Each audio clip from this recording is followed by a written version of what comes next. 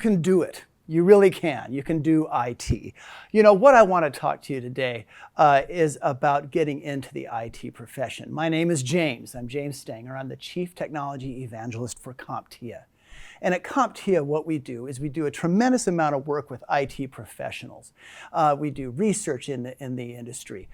We represent the interests of the industry, and that's why we have education programs such as A+, Network+, Security+. You know, one of the things that I find is that it's very important for people to understand that there are future jobs in information technology. There's major demand out there, and it doesn't matter because of COVID or because of unrest. There's major opportunity out there for people with the right skills, and that's a key, with the right skills. You know, the U.S. Bureau of Labor Statistics has told us quite a bit about the future of IT, and there are quite a few jobs out there for you to take a look at. And these jobs can be in help desk, service desk, technical support, kind of put that in one circle. They can be in networking, they can be in cybersecurity. There are so many different things.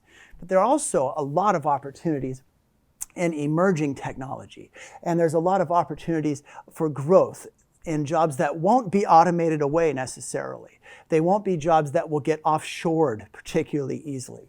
So let's talk a bit about some of the trends that are out there, some of the things that are really important.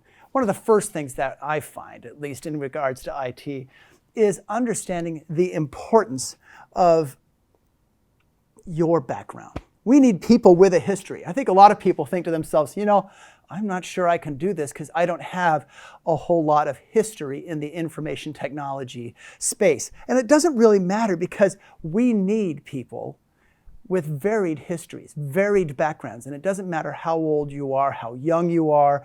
What matters is your level of interest.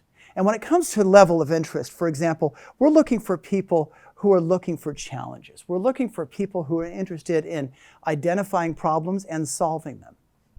You know, let's see if we can answer the question, can you do IT? And the answer, I think, is yes. And I want to address quite a few misconceptions, or as I call them, mythconceptions that are out there. And forgive me if I show you this really cool picture. For any of you who have ever heard of the band Led Zeppelin, that's on one of their album covers. It's a place in Northern Ireland that I was able to visit, luckily enough. One of the misconceptions that's out there is a lot of people think, well, I have to have a 4-year degree to even get started. That's a myth. That's not necessarily the case. It's very much the case that we need people to apply themselves. It's a tough profession, in the information technology profession, but it's not impossible. If you start to apply yourself, you can make it. A lot of people, I think, kind of think to themselves, well, I've got to be a math and computer expert to get started on this. That's not necessarily the case. I've done pretty well in the IT profession, and I'm a former English PhD, if you can believe that. You know, a lot of people think, well, aren't IT jobs being automated? You know, is this something that maybe will go away in a while? Automation is a major part of every career. Doesn't matter just IT or whatever. But yeah, a lot of jobs are being automated. But if you stay ahead by keeping your learning up to snuff, you won't get automated out of a job. A lot of IT workers think to themselves, well, maybe I need to have started at the age of 3 in all this technology. That's not the case. You don't need to start at the age of 3. You can get started right now. A lot of people think, well, aren't all jobs in programming or scripting or something like that? While it's useful to have a language or two or that sort of thing, not at all a prerequisite. You know, a lot of people think to themselves, well, it takes years for this to happen. You can get yourself into a good tech support job in a matter of months as you apply yourself, as your aptitude allows. So a lot of people think to themselves, well, there's really no well-defined pathway out there. Well, there is. With My Computer Career, with CompTIA, we've outlined a very good career path for you. A lot of folks think to themselves, well, my previous experience doesn't matter. Well, it does. It matters in a huge way. We have a lot of workers who make it possible to transition because they basically use their previous experience in the IT space. A lot of people think, well, is it only for males? Well, it's not. Our Tech Girls program, we do a lot of work with various types of diversity, from various perspectives on gender to various perspectives on race.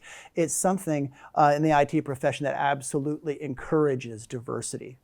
Do you have what it takes? Do you have an innate sense of curiosity? Do you have an interest in solving problems? Do you like basically to help other people? Do you like tinkering with technology? If that's the case, you probably have what it takes. In fact, I'll bet that you have what it takes to get into the world of IT. So you have to ask yourself, do you have the right skills? Well, the skills that you need to get into IT are things like remote support, understanding the cloud, understanding networking and cybersecurity. All of these things are very important, but more important than that, I want to tell you a couple of stories that kind of highlight what it really means to get into the IT profession. I talked to a young person one time who never really had a particular career, lots of jobs, but not a career.